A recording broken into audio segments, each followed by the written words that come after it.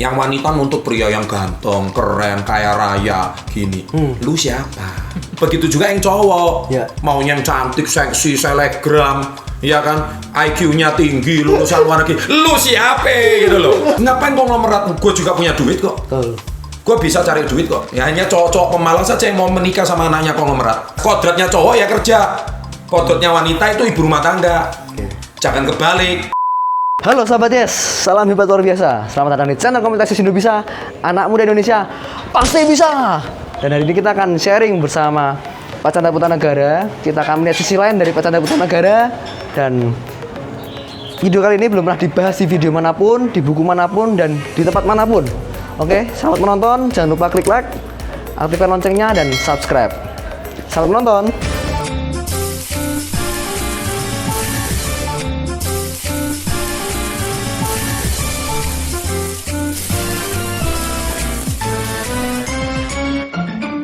Hari ini kita mau flashback sedikit kisah hidupnya Pak Chandra. Ya, dari mungkin titik terbawahnya Pak Chandra. Jadi gini, saya ada 3 peristiwa yang berat yang saya alami dalam hidup dalam kurun waktu nggak sampai 4 bulan. Waktu itu saya usia kurang lebih sekitar 22, masih kuliah. Masih kuliah ya? Nah, jadi peristiwa berat pertama itu kan saya harus menyelesaikan sidang TA. Oke. Dosen saya meninggalkan saya karena dimutasi. Oh, oke. Nah, jadi akhirnya saya nggak bisa selesaikan sidang tugas akhir. Terus kedua, saya harus merintis company yang pertama. Oke. Dan saya company head office di Jakarta, kantor pusat di Jakarta. Betul. Saya di Surabaya. Saya harus mengincas Indonesia Timur. Oke. Nah, waktu itu masih kuliah. Jadi mau nggak mau saya harus berjuang. Dan yang ketiga, yang paling berat yaitu saya harus kehilangan ibu saya yang tercinta. Waktu Pak Chandra usia berapa itu? 22 tahun. 22 tahun. Nah, jadi waktu itu tahun 1999. Saya bersama mama saya, artinya merintis company ini. Ya. Mama saya sama saya merintis company ini. Karena waktu itu mama saya lagi terpuruk, utang banyak, ya kan, ditipu partner usahanya, sampai mau diperkarakan, sampai aduh mau sidang kasus, kacau pokoknya. Utangnya waktu itu senilai 500 juta rupiah, 500 juta itu zaman dulu, tahun 99 itu sama kayak sekarang 5M lah. Nah, terus US dollar waktu itu masih 1.700, sekarang US dollar harganya 14.000. Nah, 5M. Jadi bayangkan anak usia 22, utang 5M. Iya. Terus saya merintis company bersama mama meninggalkan saya pula. Nah, itu depresi berat. Dan mama hutang. Rumah dijual, ya kan? Rumah dijual, rumah usaha saya juga dijual, rumah yang saya tempati dijual. Jadi homeless, nggak punya rumah. Oke. Dan waktu itu garasi rumah saya adalah saya ngontrak di rumah gitu. Oh, ngontrak di rumahnya sendiri? Iya. Jadi dijual ke temennya papa. Jadi saya ngontrak sama temennya papa, tapi tinggal di rumah sendiri. Dan saya waktu itu baca di buku Badai Pasir Berlalu. Iya. Itu saya lihat Pak Chandra ada hampir mau mengakhiri hidup, mau bunuh diri. Betul. Saya nemenin udah bersama-sama mama, kita melihat kantor pusat kita itu kan di Thailand. Ya. Jadi kita ke Thailand bersama-sama, pulang membawa hope, pulang membawa satu harapan. Nggak taunya sampai di Indonesia mama saya sakit, muntah darah, kemudian masuk rumah sakit. Dalam waktu cuma sebulan, biaya rumah sakit 150 juta, udah hutangnya 500 juta, tambah biaya lagi rumah sakit 150 juta. Itu duit dari mana semua? Kita udah nggak ada lagi yang dijual. Gitu. Itu jaraknya berapa bulan setelah pulang dari Thailand? Mama saya pulang dari Thailand sakit itu sampai meninggal 4 bulan aja. 4 bulan aja? Iya, itu terkena penyakit namanya encephalitis. Otaknya langsung terjadi brain dead, jadi otaknya nggak aktif semuanya, jadi kayak orang koma. Jadi momen terakhir waktu ketemu di Thailand Pak Chandra ya? Iya. Waktu holiday di sana? Iya, holiday, pulang mama udah nggak terlalu sadar, udah kayak koma. Ekstrim memang. Jadi kita 4 bulan itu sedih kan? Iya. Sudah sedih, harapannya sembuh, malah meninggal. Nah, setelah meninggal itulah saya shock kan, kita keluarga masih belum bisa menerima. Ya. Nah, di saat itulah saya kepingin mengakhiri hidup saya. Sudah kayak malas hidup. Karena merintis bersama-sama, kok malah harus ini hilang. Hilang ya. Seperti itu. Jadi saya terpikir, gimana saya lihat peti mati mama saya pengen nyusul ke dalam. Ya, jadi setiap malam saya tinggal di tempat persemayaman Adijasa Surabaya itu. Setiap malam saya sambil lihat peti itu sambil ngomong, "Mas, saya ikut ke dalam ya. Saya mau nyusul mama ke dalam. Ngapain sih hidup nggak ada arti? Saya nggak punya tanggungan siapa-siapa lagi." Oke. Saya belum punya anak, belum punya istri. Saya sendiri waktu itu. Nah, di saat itulah setelah mama disemayamkan, saya sudah berkali-kali mau bunuh diri, hopeless. Nah, saya dapat mimpi. Nah, mimpi itulah yang saya tulis itu. Nah, di mimpi itu mama saya tersenyum. Nah, disitulah memberikan harapan bahwa tenang, mama ada di tempat yang lebih baik. Dan percayalah bahwa kamu masih punya tanggung jawab besar yang harus kamu kerjakan. Barulah ada badai pasti berlalu. Dan Pak Chandra putuskan langsung, oke, saya Langsung mau bangkit. bangkit lagi, Langsung. semangat. Langsung. Oke. Saya langsung hilang semua, putus asa, harapan hilang itu hilang. Saya juga beberapa kali lihat di Instagramnya Pak Chandra ya, dan di YouTube-nya Pak Chandra, ada di kolom komen ada beberapa orang itu yang hampir mau mengakhiri hidupnya. Iya. Saya lihat dengan mata kepala saya sendiri komentarnya. Dan akhirnya gara-gara nonton video Pak Chandra itu jadi mereka tambah semangat lagi. Iya. Dan mereka bisa fight lagi dalam hidup mereka. Iya. Saya bilang kalau orang rata-rata bilang ini hukuman dari Tuhan. Tapi kalau orang sukses sudut pandangnya beda. Yes. Tuhan ada tanggung jawab apa yang besar untuk diri saya. Oh, rupanya inilah tanggung jawabnya. Jadi ketika saya tidak berhasil mengakhiri hidup, saya diberikan tanggung jawab besar. Kamu harus lewati badai ini, kamu akan menjadi lebih kuat, lebih strong, dan suatu hari kamu harus menginspirasi orang-orang yang hidupnya juga terpuruk seperti kamu. Dan disitulah saya bangkit, berjuang, dan akhirnya getaran kata-kata saya ini mungkin bisa memberikan harapan orang yang lagi putus asa, yang lagi kecewa, yang lagi terpuruk, yang lagi bingung, apapun suku dan agama Anda, I don't care about it. Yes. Tapi setiap orang yang mungkin hidupnya sedang berat, mungkin video saya bisa menginspirasi. Lalu saya juga lihat video Pak Chandra, kontennya luar biasa. Yang itu saya mikir kalau dibikin seminar, dimasukkan CD ya, dijual CD motivasi, itu bisa ngasihin uang banyak tuh Pak Chandra. Iya. Dan tapi Pak Chandra malah bagikan gratis. Dan uniknya seminarnya waktu itu saya lihat seminarnya malah beramal. Saya tidak bisnis seminar. Oke. Itu jawabannya. Iya. Saya tidak mengkomersialkan seminar. Oke. Jadi nggak salah sih membisniskan seminar, nggak salah. Tapi saya tidak memilih membuka company seminar. Oke. Nah, itu pilihan hidup saya. Iya. Saya memilih bahwa bagi saya dengan YouTube aja saya sudah bisa berbagi dan menyentuh orang lain. Kenapa harus seminar? Oke. Karena saya percaya orang seminar itu yang datang itu adalah orang-orang yang bermasalah. Salah satunya mungkin masalah finansial. Yes. Kalaupun bisa dijawab dengan gratis dan tersentuh, kenapa mereka harus bayar? Tapi sebaliknya, kalau kamu dapat konten gratis dari saya, pay it forward. Berbagilah dengan hidupnya orang lain, bantulah orang lain. Oke. Jadi ini bentuk amalan saya untuk para sahabat SP3. Luar biasa Pak Chandra. Berbagi. Terus sekarang ini kan banyak anak muda yang pingin jadi cepat kaya gitu. Ya kan? Pingin instan gitu kan. Pengaruh sosial media. Pengaruh sosial media. Iya. Bisa beli barang branded, bisa beli mobil sport, Ya. ya kan. Pokoknya keren lah Pak Chandra. Bajunya, harganya, outfitnya mahal-mahal. Ya. Iya. Tapi saya lihat berbeda dengan keluarga Pak Chandra ini. Apa Pak Chandra nggak mau hidup yang mewah gitu Pak Chandra? Saya sudah punya kemewahan semua kok. Gitu ya. Keliling 5 benua, Oke. mobil sport ada, rumah ya. Puji Tuhan, alhamdulillah. Ya, nggak jelek-jelek amat. Nyaman. Hotel bagus Pak Chandra. Di tengah kota ya kan, lokasinya. Gini, saya selalu bilang bahwa sukses dulu baru bahagia atau bahagia dulu baru sukses. Nah, ini dia. Gimana maksudnya Pak Chandra? Anak muda sekarang itu dikira kaya dulu baru bahagia. Mobil sport dulu baru bahagia.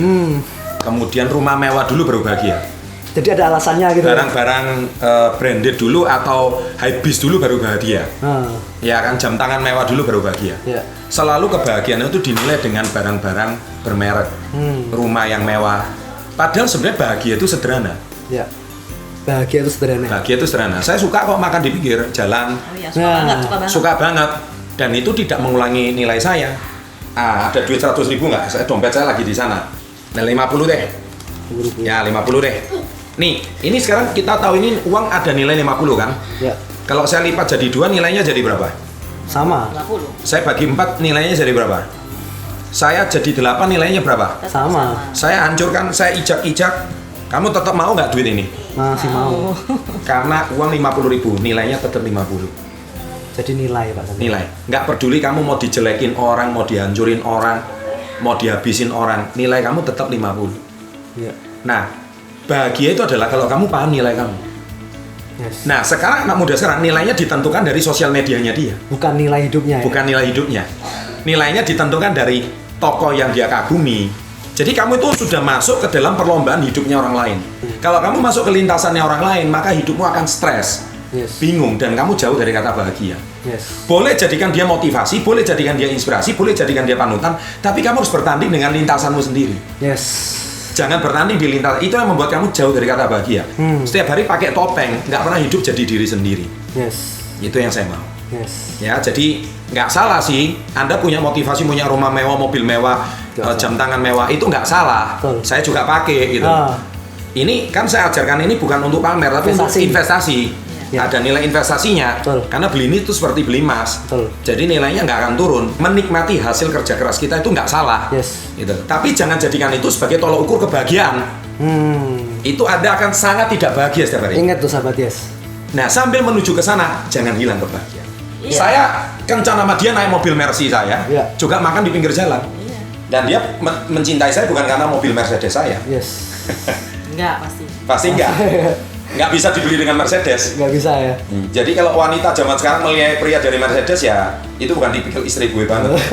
Ya nggak banget saya emang. Nggak banget. Dan bukan tipikal saya juga. Betul. Kalau gimana Bu Yei? Ya dari dulu sampai sekarang ya tetap begini aja sih, nggak berubah. Dia dulu dari dulu sampai sekarang. Mau naik sport car makan di pinggir jalan juga oke. Iya jadi aja semuanya. Makan pinggir jalan sampai yang paling pasar-pasar juga makan di pinggir pasar iya. Sampai sekarang ya tetap iya juga. Ya itulah saya gitu. Bukan gengsi. Oh ya ini opor pinggir jalan. Mercy kok ke warung gitu, Pak? Mercy kok ke pinggir jalan. Enggak ya. Enggak banget. Malah dia senang. Oke, yang ini kita mau tanya ke istrinya Pak Chandra deh. Yuk, apa tuh? Ya, jadi ini kan kalau sebagai sudut pandang sebagai istri, sebagai istri atau sebagai wanita, kita harus bersikap seperti apa supaya suami kita tuh bisa maksimal potensinya. Ya sebetulnya nggak ada neko-neko sih. Ya pokoknya sebagai istri ya saya mendukung apa yang suami lakukan itu aja sih. Mendukung. Apa yang dia kerjakan ya kita dukung. Asal itu masih sesuai dengan ya itu tadi, masih di dalam rel yang benar. Kalau agak keluar mungkin kita kembalikan. Diingatkan lagi. Itulah fungsinya pasangan. Kembali gitu. Kembali ke jalur ya. Yang saya suka sama istri saya, dia tuh kayak alarm. Itu Pak Chandra. Dia bisa ingatin. Tapi dia nggak pernah nuntut. Nah, ini maksudnya gimana Pak Chandra? Itu yang membuat saya tambah cinta sama dia. Kalau misalkan saya sibuk, dia WA saya nggak balas, dia tahu saya pasti sibuk. Nggak apa-apa Pak Chandra? Nggak marah Pak Chandra? Nggak pernah. Biasanya kalau cewek-cewek itu kan marah-marah Pak Chandra. Kalau lama dibalas WA-nya. ABG itu. ABG itu. Ya, makan itu cinta. Saya sering bilang itu. Iya kan? Kan saya sudah bilang cinta itu memberi. Jangan menuntut. Nah istri saya tidak pernah memberikan itu. Jadi kalau Anda dikit-dikit nanya kemana, kayak nggak percaya gitu. Berarti nggak percaya itu kan menuntut. Ya, betul. Kalau memberi itu kan memberikan kepercayaan, bukan menuntut kepercayaan. Memberikan kepercayaan. Giving. Nah, istri saya memberikan kepercayaan itu pada saya. Nah, itulah makanya pasangan sekarang anak-anak muda. Boleh kasih tipsnya Pak? Loh, sangat. Jadi yang wanita nuntut pria yang ganteng, keren, kaya raya, gini. Lu siapa? Lu tuh siapa? Memberi aja enggak, standarmu kok tinggi banget. Begitu juga yang cowok. Maunya yang cantik, seksi, selegram, ya kan? IQ-nya tinggi, lulusan luar negeri. Lu siapa gitu loh. Iya kan? Kamu itu memberi juga enggak gitu loh ya. Nuntut aja. Itu nonton channelnya Hotman Paris paling cocok. Lu dikerjain sama Bang Hotman tuh, ya kan? Nah, sama. Jadi sebelum kita itu ngajak dulu deh, kita memberi yang terbaik. Beliau bukan anak konglomerat, gitu loh. Nah, beliau yang nggak pede kan, dikira pertama, wah saya pimpinan, ini karyawati, iya. Tapi kok mau sama orang dalam tanda kutip kasta bawah gitu loh. Saya bukan lihat kastanya. Kalau saya merit, saya melihat kasta kan, saya cari, saya punya nilai nih. Saya cari anak konglomerat siapa yang jadikan pasangan. Kalau saya nilai cinta itu semua dari harta kan. Ngapain konglomerat? Gue juga punya duit kok. Gue bisa cari duit kok. Ya hanya cowok-cowok pemalas saja yang mau menikah sama anaknya konglomerat. Komen itu di bawah. Tamparan keras guys. Cowok-cowok yang mau shortcut aja, nggak mau kerja keras. Kodratnya cowok ya kerja. Kodratnya wanita itu ibu rumah tangga. Jangan kebalik. Dari video ini kita dapat inspirasi yang banyak, luar biasa. Iya. Ya, bukan sekedar secara pekerjaan, finansial, tapi kita belajar tentang keluarga dan kesederhanaan. Boleh dong bagi tips yang terakhir Pak Chandra. Sebelum video kita akhiri, Pak Chandra boleh kasih motivasi buat anak muda zaman now. Ini yang bingung sama kerjaannya belum beres, pacarnya juga nggak beres Pak Chandra. Dia bingung harus mau kemana. Dia lagi di bukan perempatan ya, di perduaan jalan itu. Ya, tips terakhir saya sama apa yang saya lakukan sama istri saya, selalu kita berbagi, memberi, giving. Kalau hidupmu nggak bahagia, berarti kamu jarang memberi. Memberi nggak selalu harus uang, memberi tenaga, memberi sumbangsi, memberi waktu. Kamu nuntut gajimu mau naik sama bos, tapi kamu sudah berikan apa sama bos? Saya sudah memberi segalanya untuk bos. Really?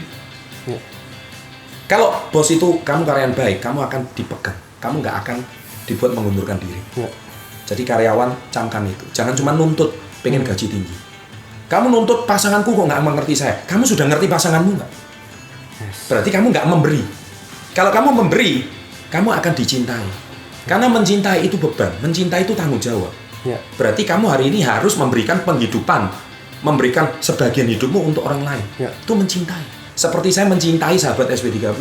Saya memberikan sebagian hidup saya untuk sahabat SB30. Karena masa depan sahabat SB30 itu di setiap konten yang saya berikan. Itu karena I love you all. Nah, itu memberi, itu komitmen. Luar biasa. Nah, itu memberi, itu komitmen. Nah, kamu hari ini pengen hidup baik, pengen dapat pasangan baik, pengen semuanya baik. Giving aja nggak pernah. Memberi aja nggak pernah. Apanya hidupnya mau baik. Dan saya tutup dengan kata 5B. Harus banyak berdoa, bersyukur, beramal, berserah atau ikhlas, dan yang terakhir selalu belajar dan bertindak. Mohon doanya supaya kami langgeng terus bisa menginspirasi generasi muda, dan semoga kalian yang saat ini sedang berjuang proses menemukan pasangan, yang jomblo jangan meratapi diri sendiri terus.